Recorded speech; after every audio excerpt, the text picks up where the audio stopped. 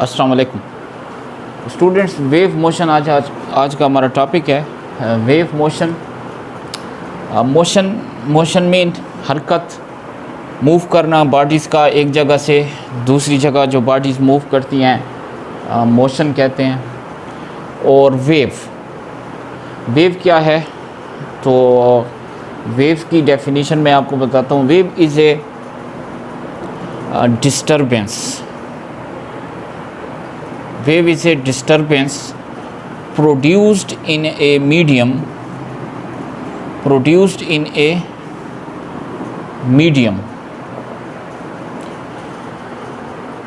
Wave is a disturbance produced in a medium which causes the particles of medium to vibrate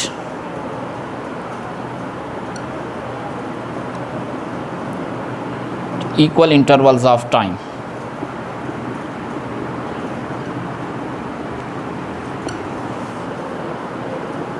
तो wave जो है disturbance है जो produced होती है मीडियम में, विच काजेज़ द पार्टिकल्स, जो पार्टिकल्स को क्या बनती है, मीडियम के जो पार्टिकल्स होते हैं उनको वाइब्रेट करती है in equal intervals of time में। तो ये हमारे पास, हम इसको वेव कहते हैं। वेव इज़ ए डिस्टर्बेंस ये है कि जब आप किसी भी मीडियम में, मीडियम क्या है, व्हाट इज़ मीडियम? मीडियम वो चीज़ जो आप जहाँ पर परफॉर्म कर रहे हैं तो वो मीडियम है। जिस तरह एयर है, एयर मीडियम है, वाटर है, आप गैसेस जो है मुख्तलिफ, जहाँ पर भी आप जो है वो डिस्टर्बेंस प्रोड्यूस करेंगे वो आपका मीडियम है। एयर में कर रहे हैं या जो है वाटर में कर रहे हैं या जो भी सॉलिड लिक्विड गैस, जो भी गैसेस या प्रेशर जो आप ले रहे हैं, तो उसको हम डिस्टर्बेंस कहते हैं जो आप मीडियम में कर रहे हैं। अब मीडियम में डिस्टर्बेंस क्या है? जिस तरह मैं यहाँ से आवाज़ निकालना शुरू कर दूँ, ऊंची आवाज़ शोर करना शुरू कर दूँ, ये क्या है? डिस्टर्बेंस है। किस में है? क्योंकि मेरे जब उनसे आवाज़ निकली, शोर मैंने निकाला, आवाज़ें निकाली, तो वो मीडियम में आ गई। मीडियम कौन सा था? एयर था। एयर जो था वो मीडियम है, उसमें जो है वो क्या हो गई, जो डिस्टर्बेंस पैदा हुई। अब उस डिस्टर्बेंस से ये हुआ, जो वेव, जो साउंड जो है, जो मेरी आवाज़ जो इस मीडियम में आ रही है, वो क्या कर रही है, जो एयर के पार्टिकल्स हैं, पार्टिकल्स जो एयर के मौजूद हैं, जो हमारे पास एयर के पार्टिकल्स को क्या करती है? वाइब्रेट करती है। एयर के पार्टिकल्स को वाइब्रेट करती है in equal intervals of time. ठीक है, ये पार्टिकल्स जो हैं वो हर पार्टिकल जो है, क्योंकि ये थोड़े से फासले पर मौजूद हैं, ये सारे पार्टिकल्स जो होते हैं वो क्या करते हैं? वाइब्रेट करते हैं। किस वजह से? जो मैंने मीडियम को डिस्टर्ब किया है। मीडियम को डिस्टर्ब किया है किस चीज़ से किया है? सोर्स से किया है। सोर्स क्या है? साउंड है। सोर्स क्या है? साउंड। मीन वेव के लिए सोर्स का होना भी ज़रूरी है। जो सोर्स मैं यूज़ कर रहा हूँ, जिस तरह साउंड निकाल रहा हूँ, तो साउंड से ये हुआ कि जो मेरी साउंड बाहर निकली, उसने जो मीडियम है, जो एयर है, उसको, उसके पार्टिकल्स को क्या किया? डिस्टर्ब किया। उस डिस्टर्बेंस से ये हुआ कि जो पार्टिकल्स थे, जो एयर पार्टिकल्स थे, वो वाइब्रेट करना शुरू हो गए। और उसी डायरेक्शन में जो इसी तरह वेव जो है वो आगे बढ़ती गई। वेव आगे बढ़ती गई, जबकि पार्टिकल्स जो थे वो क्या होते गए? अपनी ही जगह पर क्या करते रहे? वाइब्रेट करते रहे। इस तरह आपकी जो आवाज़ जो है वो साउंड जो है वो दूसरी जगह पर ट्रैवल कर गई। मीन जिस तरह हम डेली लाइफ में भी देखते हैं, मेरी आवाज़ है, मैं आवाज़ निकालूं तो वो एक कोने से दूसरे कोने में जो है वो चली जाती है, ट्रांसफ़र हो जाती है। तो क्यों होती है? ट्रांसफ़र होती है, इसको हम कह सकते हैं जिस तरह कि वेव इज़ प्रोड्यूस करती है एनर्जी। क्योंकि जो अगर आप इसमें देखें, इसमें डिस्प्लेसमेंट कवर कर रही है एक जगह से दूसरी जगह, और डिस्प्लेसमेंट कवर हो रहा हो तो एबिलिटी है टू डू वर्क, एनर्जी में हम काउंट करते हैं। इसलिए हम कहते हैं कि वेव्स जो होती हैं वो एनर्जी रखती हैं, और इसलिए ये जो हमारे पास ट्रैवल होकर एक पॉइंट से दूसरे पॉइंट पर चली गई। तो वेव जो है आपके पास डिस्टरबेंस है जो मीडियम में हम प्रोड्यूस करते हैं, और जिसकी वजह से वो पार्टिकल्स जो होते हैं, चाहे वो जो भी हों, मीडियम जो भी आप ले रहे हैं, उसके पार्टिकल्स जो होते हैं वो डिस्टर्ब हो जाते हैं और वो वाइब्रेट करते हैं। तो इसको हम क्या कहते हैं, वेव। अब वेव जो एक जगह से दूसरी जगह ट्रैवल कर गई, और यही हमारे पास टॉपिक है वेव मोशन। इसका मतलब यह है कि वेव क्या हो गई, मूव हो गई। वेव मोशन मीन वो मूव करती हैं from one place to another place, right.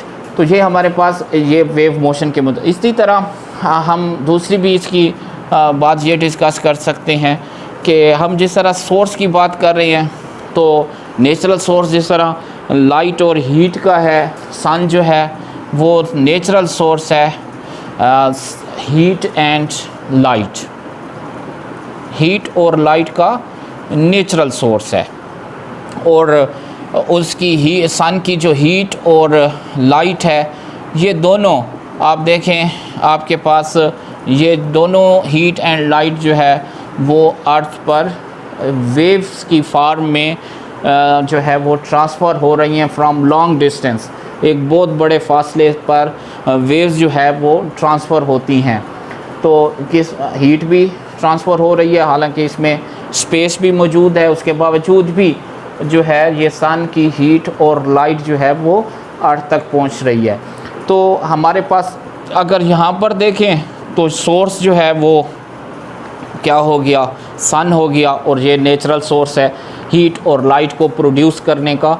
तो वैसे तो साउंड जिस तरह है, कुछ सोर्सेस जो इस तरह हमने बात की आवाज़ निकालने की, या हम किसी और मीडियम को डिस्टर्ब करके जो है वो सोर्स पैदा करते हैं और जिससे वेव्स प्रोड्यूस करते हैं। और अगर आप सन की बात करें तो ये तो एक नेचुरल सोर्स है हीट और लाइट का।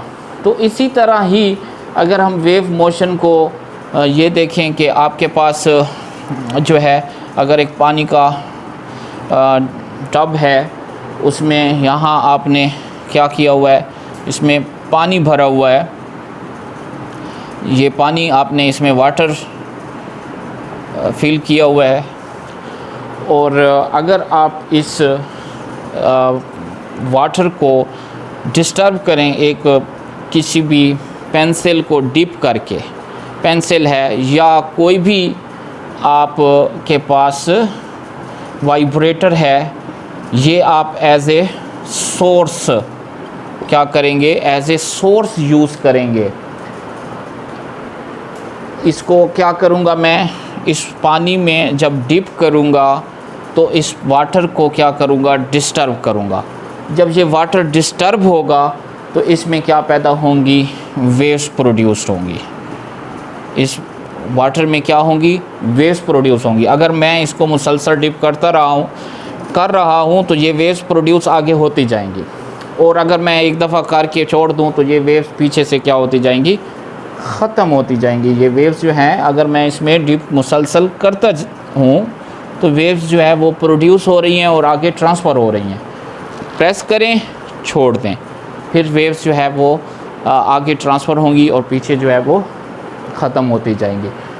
अगर इन वेव्स के रास्ते में ही अगर हम देखें कोई कॉर्क या एक वुड का एक टुकड़ा रख दें, किसी भी कोई भी चीज़ है जो इन वेव्स के बीच में अगर हम रख लें, तो आप देखेंगे कि ये वेव्स जब पास होंगी और जब इस कॉर्क पर से गुज़रेंगी तो ये क्या होगी, ये कॉर्क जो है क्या होगा, वाइब्रेट करेगा, और ये वेव्स जो होंगी वो इस कॉर्क से आगे गुज़र जाएंगी, जबकि मीन वो ट्रैवल करेंगी, जबकि ये जो कॉर्क होगा वो क्या करेगा, अपनी ही जगह पर ठहरकर वाइब्रेट करेगा, अपनी ही प्लेस पर ठहरकर, अपनी ही जगह पर ठहरकर वाइब्रेट करेगा, अप एंड डाउन मूव करेगा।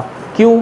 क्योंकि इसका मतलब ये हुआ कि ये जो वेव्स थी इन्होंने ये एनर्जी रखती थी और ये वेव्स जब एनर्जी इनके जो इसके पार्टिकल्स थे, जो वाटर पार्टिकल्स थे, वो जो है वो क्या हो गए, वो वाइब्रेट हो रहे थे, जिसकी वजह से जब इसमें से वेव्स आके गुजरी तो इस पार्टिकल को जो है वो क्या की, जो है एनर्जी प्रोवाइड की, और जिससे ये जो पार्टिकल था वो अप एंड डाउन मूव होता रहा।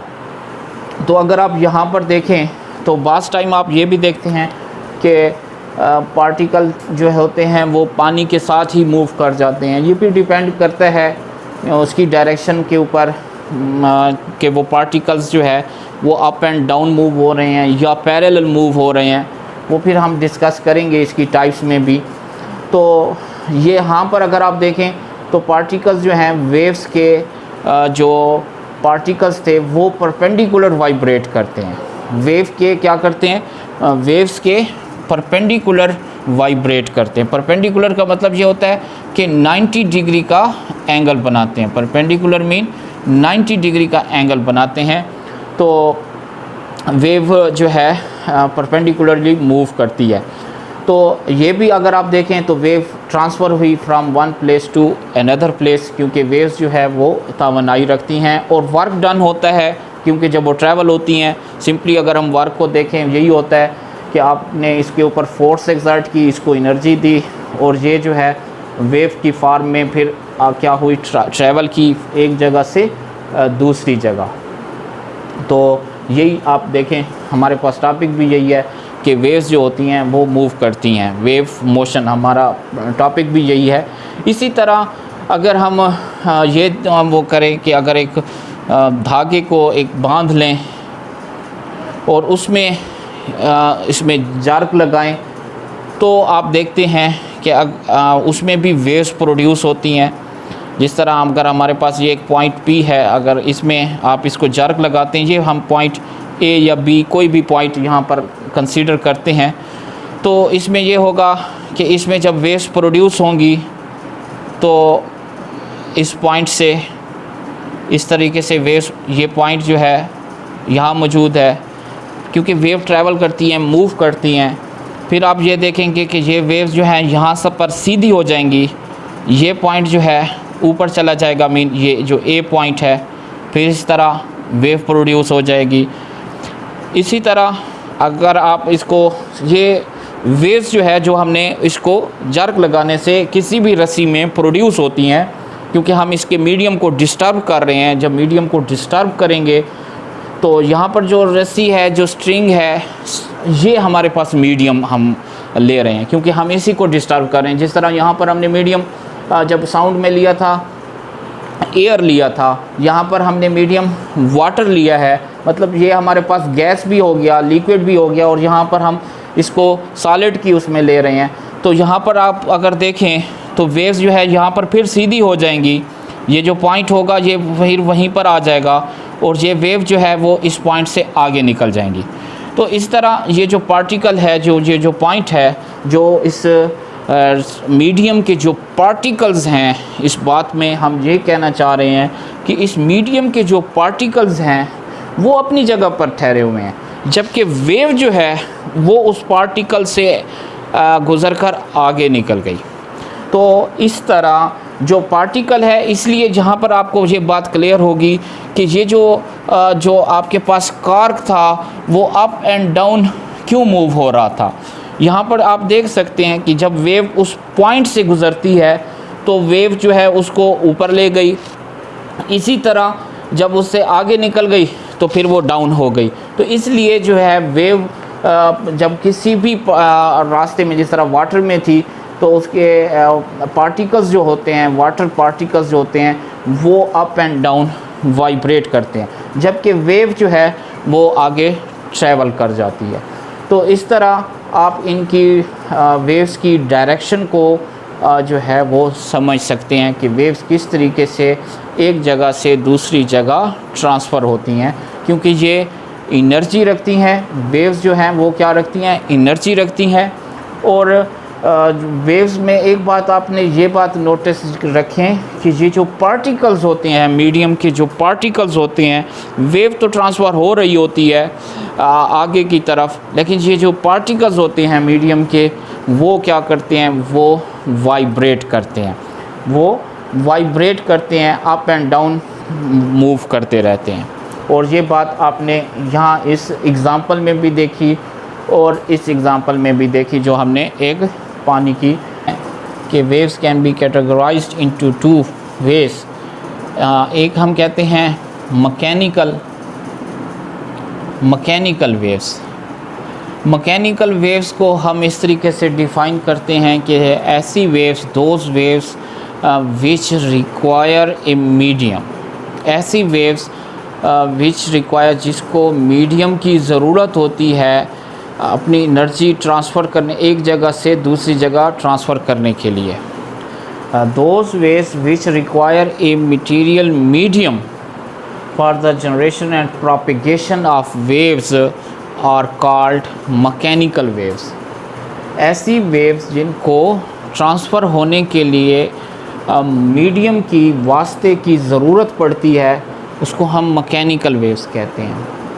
मिसाल के तौर पर जिस तरह साउंड है, साउंड वेव्स जो होती हैं या वाटर वेव्स हैं, इनको मीडियम की ज़रूरत पड़ती है।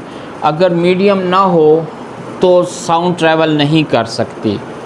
साउंड जिस तरह मीडियम क्या है, जिस तरह एयर है, अगर एयर मौजूद नहीं है तो आपकी साउंड ट्रांसफ़र एक जगह से दूसरी जगह नहीं हो सकती। मीन खला है, स्पेस है। जिस तरह अगर आप देखें सन पर बहुत ज़्यादा साउंड प्रोड्यूस हो रही है, धमाके हो रहे हैं, लेकिन उसकी आवाज़ हमारे अर्थ तक नहीं पहुंचती, क्योंकि बीच में स्पेस मौजूद है, मीडियम नहीं है, प्रोपिगेशन नहीं हो पाती।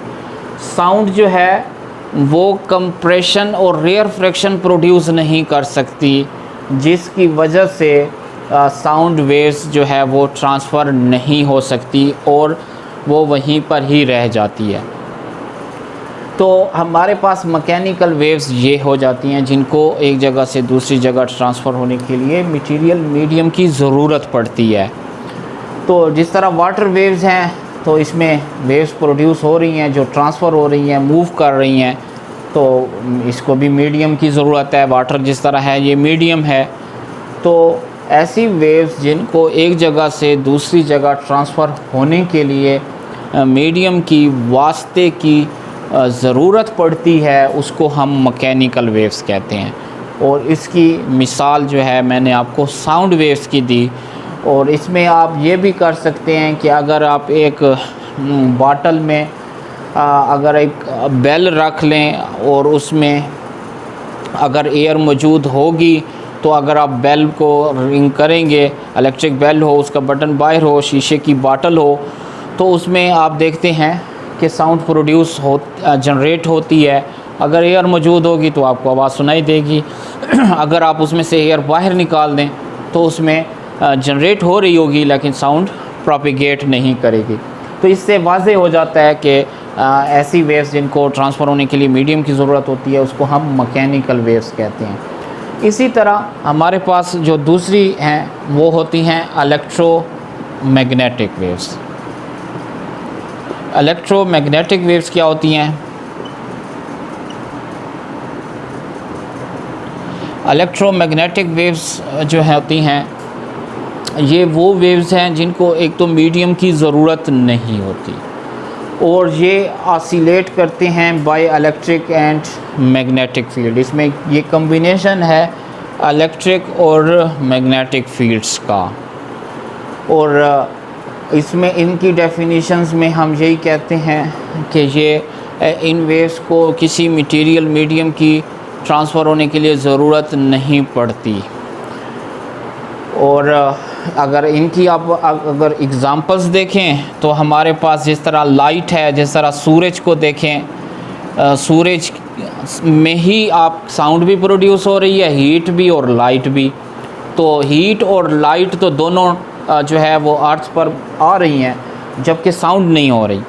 इससे वाज़े हो जाता है कि साउंड को मीडियम की ज़रूरत है, इसलिए वो ट्रांसफ़र नहीं हुई, जबकि हीट और लाइट दोनों जो है ये इलेक्ट्रोमैग्नेटिक वेव्स हैं और इनको मीडियम की ज़रूरत नहीं थी, इस वजह से ये जो है वो ट्रांसफ़र हो गई, एक जगह से दूसरी जगह ट्रांसफ़र हो गई। तो इलेक्ट्रोमैग्नेटिक वेव्स वो हैं जो एक जगह से दूसरी जगह ट्रांसफ़र हो जाती हैं विदाउट एनी मटेरियल मीडियम, और इसमें ये इलेक्ट्रिक और मैग्नेटिक फील्ड का कंबाइंड इफ़ेक्ट्स है। और ये एक बात आप याद रखें, ये दोनों जो वेव्स हैं ये एट राइट एंगल मूव करती हैं, ऑसिलेट करती हैं राइट एंगल मीन 90 डिग्री का एंगल बनाती हैं। इसी तरह इसकी और एग्ज़ाम्पल मैं आपको, जिस तरह एक्स रेज़ हैं, ये भी जो है इलेक्ट्रोमैग्नेटिक वेव्स हैं, ठीक है। इनमें इलेक्ट्रिक और मैग्नेटिक इफ़ेक्ट्स दोनों मौजूद होते हैं और इनको मीडियम की ज़रूरत नहीं होती।